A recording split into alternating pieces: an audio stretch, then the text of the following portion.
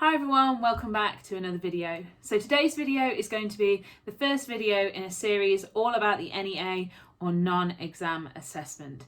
This first video is going to be looking at the NEA as a whole, what it is, why it's important, so that you understand exactly what you're being asked to do. Okay, so the NEA stands for non-examination assessment, and many people like to think of this as being a bit like coursework, but there are quite a few differences between coursework and NEA, and these are things that you need to be aware of.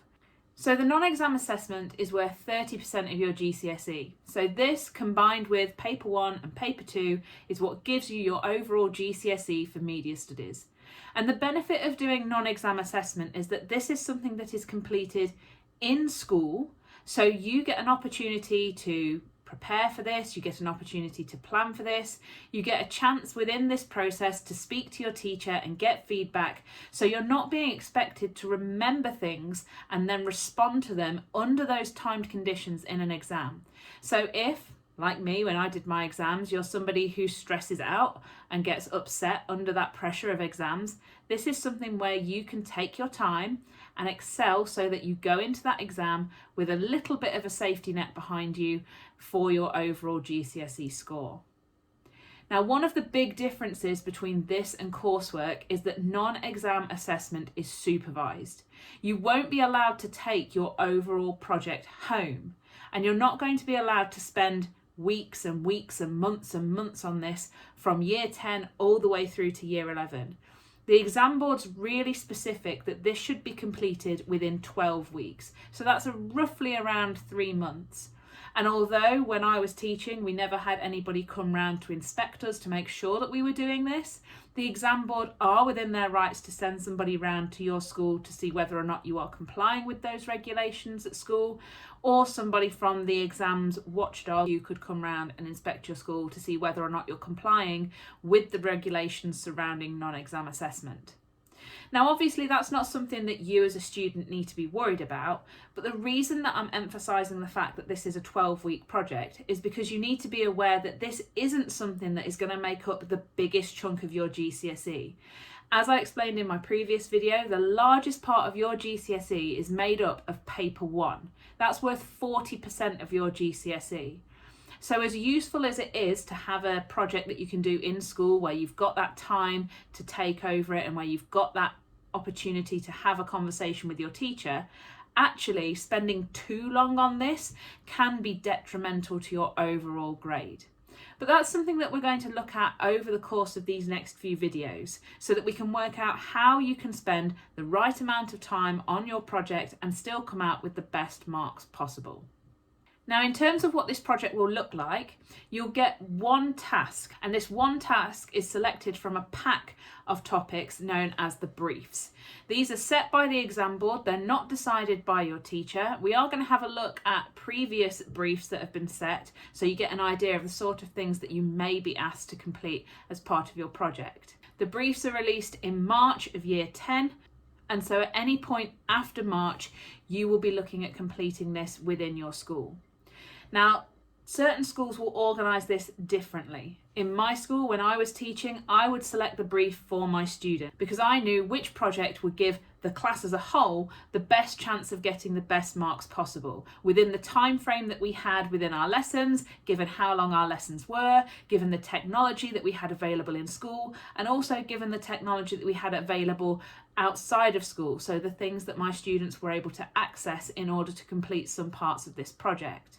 It was also useful then so that I could actually show the students previous examples from classes that I'd had year before or a few years before, so that they'd got examples they could look at and they could see how it had been put together by previous students. Obviously, you need to be listening to your teacher and you need to follow whatever advice they give you because they're the ones who are going to know you best, and they're going to be able to plan a project within 12 weeks given the restrictions that you may or may not have within your school in terms of technology and everything else that I just mentioned. So make sure you're listening to your teacher and following their advice when it comes to the project and brief that you are being set.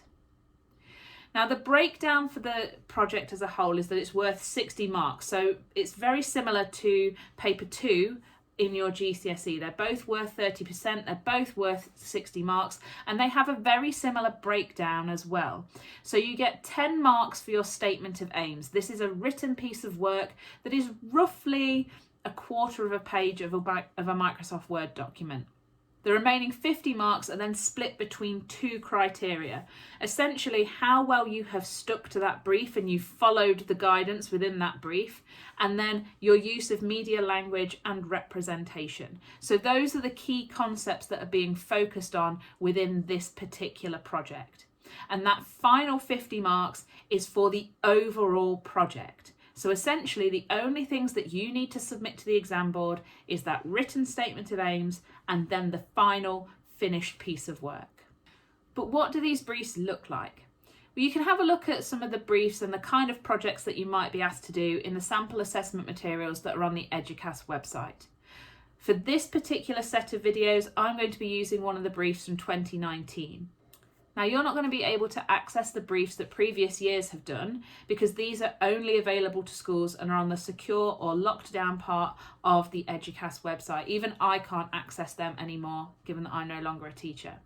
But I'll be using this brief from 2019 to show you what it looks like, because there are a few pages that the sample assessment materials don't include and that are actually really important and give you some useful information to help set you up before actually starting this project.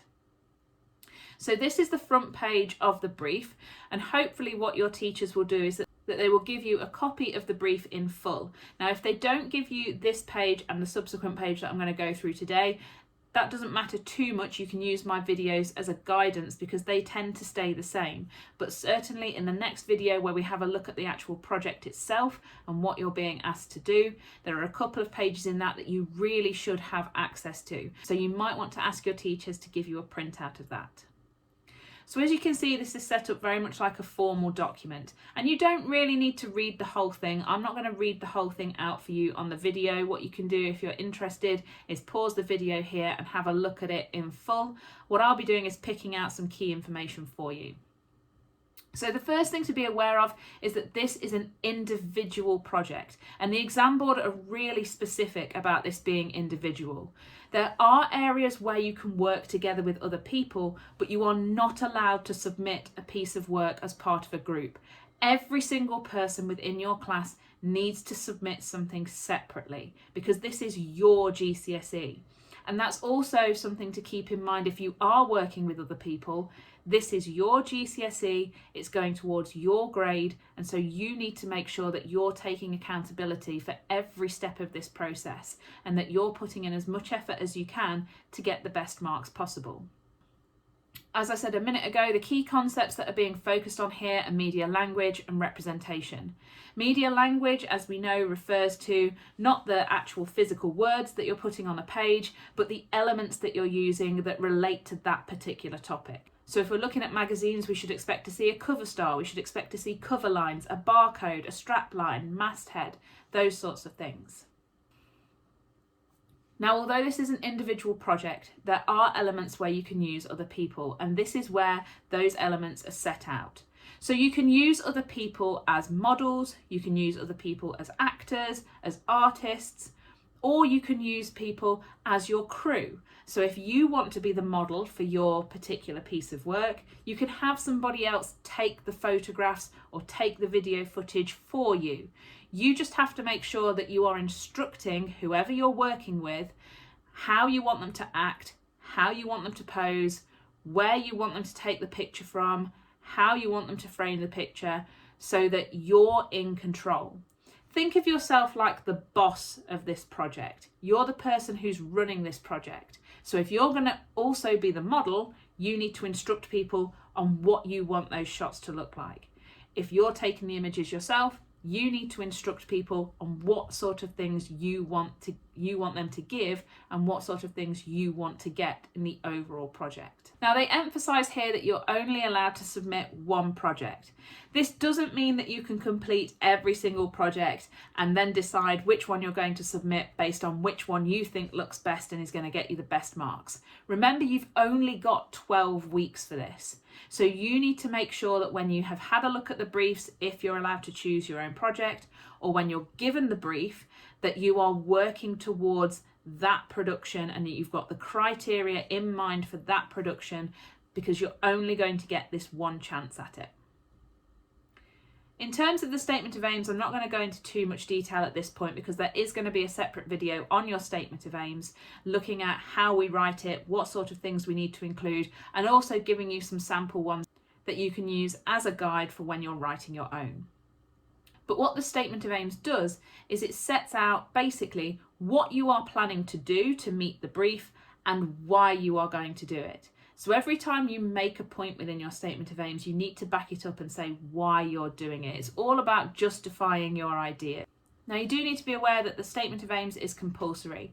As you go throughout the project, you'll be completing a cover sheet that gets submitted to the exam board in front of your statement of aims and final project. And this is where you're going to actually include your statement of aims and where it will be given a mark out of 10. So there's no avoiding it, and it really isn't something to worry about anyway. It's about a quarter of a page of a Microsoft Word document. So not something that's going to be too taxing for you guys to do, particularly if you follow the steps that I'm going to set out in the videos over the coming weeks. Now, the other page that isn't included in the sample assessment materials is one that sets out research, planning, and your final production. The reason that the exam board includes information on research and planning is because they want you to treat this as if it were actually a project within the media industry. Within this GCSE as a whole, not only are you looking at the theoretical side of things and the reason behind why companies do what they do, but you also get the opportunity to have some hands-on production work. And obviously that's going to be really important for those of you who want to go into the more practical side of media, potentially as a career, or certainly in your next steps at A-level and university. Now, if you were given this brief within industry, your next step would be to go away to research that particular topic, see what's already in the market, and then from that research, plan your production before you just jump in and make it. Now, although the exam board say that this should be part of the production process, this is one of the opportunities where you can either combine this with study that you're doing already in class. For instance, I would always get my students to do the magazine topic, and we would tie that in with our study of GQ and Pride for Section A, so that we were doing research alongside preparing for our exams. You can also take this opportunity to do some of the work at home. You can do research at home as part of your wider study and revision. You can do some of the prep work as homeworks, and so things like looking at competitive brands, you can do as part of a task that you then bring in to the classroom. And part of the reason that you're able to do this is because this work isn't formally assessed. So you're not being asked to submit your research and planning to the exam board. The only things they're going to ask for are the statement of aims and the overall production. However, when we were in lockdown, so from 2020 through until the year group that have just finished their GCSEs and are now at college or at sixth form, the exam board were saying that for those students who hadn't had the opportunity to complete their project in school due to isolation or due to those periods of lockdown, that they could submit their plans alongside whatever they had managed to complete in school.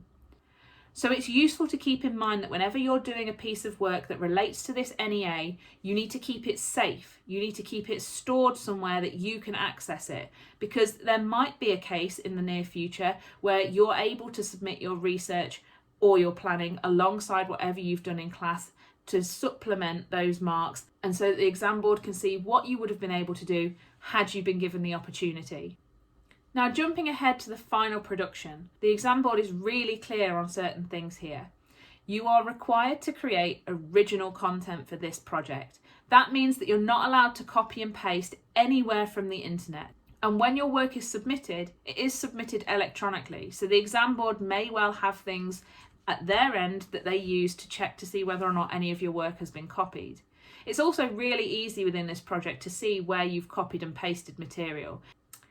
If you've got a picture of a celebrity on the front cover of your magazine, it's unlikely that you've taken that image yourself. And this extends to brands that already exist as well. So you won't be able to create the next edition for GQ magazine.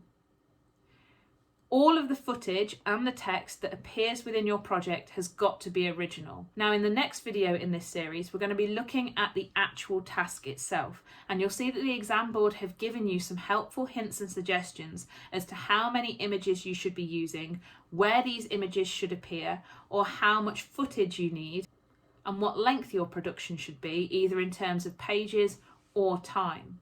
So you are going to get extra support here, particularly if you've not got access to the sort of technology that you need to get the best results within this project. However, you are allowed to use generic things like logos for social media or barcodes if you're doing something like a DVD front cover or a magazine. So essentially, things that are not going to form the largest part of this project, you are allowed to use, particularly if they are generic. Now, if you're going to do the audio-visual task, you are allowed to use an existing song. You're not going to be asked to create your own song as well as your own music video. But you need to make sure that this song doesn't have an existing music video. And that's not just the official music video. You're not going to be allowed to submit something that has a lyric video, an official video, or any sort of subsequent re-released video. So for instance, Lizzo's Good as Hell has got 2 different videos to it and potentially a lyric video as well. So you wouldn't be allowed to use that within your project. The exam board have also started specifying that whatever song you choose has to be appropriate for your intended audience. And that shouldn't be something that you consider to be appropriate, but it should be something that a wider audience would consider to be appropriate. Now, if you're using music as part of the online briefs, you are allowed to use an existing song, but you have to make sure that this is copyright free. Using material that is copyrighted can get you into serious trouble. So you'll notice in my description box for the previous video that I credited and stated who owned the copyright to the images that I'd used, and also gave the exemption that explained why I was allowed to use it. Now, this is obviously quite a complex thing to do. It takes quite some time to work out who owns material and whether that material is copyright free. So that might be something that you take into account when it comes to making your project, because if it's going to take you a long time to find the copyright, is it worth then picking that brief over something where you don't need to worry about that? Now, again, the exam board have emphasised that everything else that you use, regardless of what music you've chosen or what logos you've used, everything else has got to be your own. You're also going to be asked on that front cover sheet to list any material that you have taken from other sources. So that includes things like the barcode on the magazine or anything that you have used as inspiration. So as you're doing your research and as you're doing your planning, as you're making this project, maybe have a little document that you've also got open on the computer or a little note page somewhere where you write down everything that you have used as inspiration. So it's easier then for you to put this into that front cover page when you submit it as part of your GCSE work. So let's take a look at the briefs now then.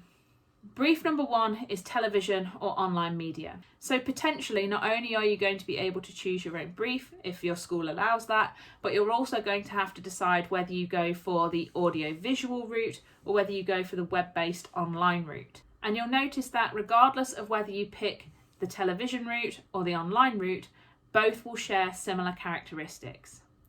Now, if you're looking at doing something for television, you may be asked to create an opening sequence, an end sequence for an episode, the credits and the opening sequence for an episode, and that overall this should last somewhere between 2 to 2.5 minutes.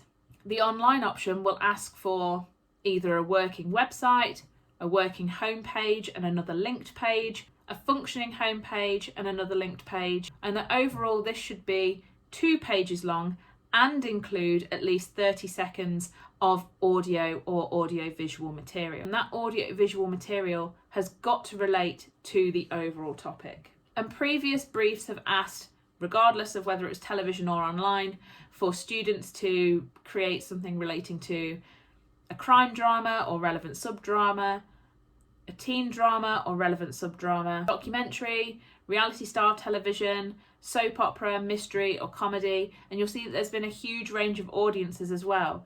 So 16 to 24, 16 to 34. And looking at that audience that were 16 to 34-year-old males and females, it's worth noting that word "and." That's really important. Sometimes the exam boards will ask you to choose between male or female. Other times they'll want you to aim your work at both genders. So that's something you need to take into account when you're making your project.